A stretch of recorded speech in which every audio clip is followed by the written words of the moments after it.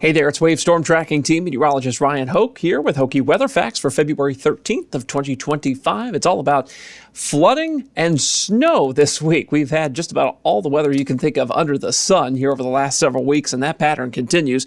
Let's talk about snow. We had some snow earlier this week, and in Louisville it happened while temperatures were above freezing during the entire duration of the event. It was at 33 degrees and higher at the Louisville Muhammad Ali International Airport during that snow, but it still accumulated and it still caused some problems on some area roads.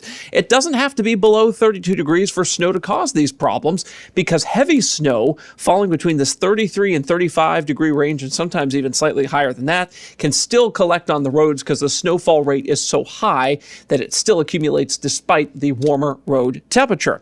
River flooding is something we're going to have to deal with potentially on Saturday and then on the Ohio, possibly by mid next week. So why the big difference in time there? Smaller rivers, pretty much Saturday night and Sunday, we'll have some issues in Kentucky, but the Ohio River is going to take until about mid next week to see some potentially action stage to minor flooding.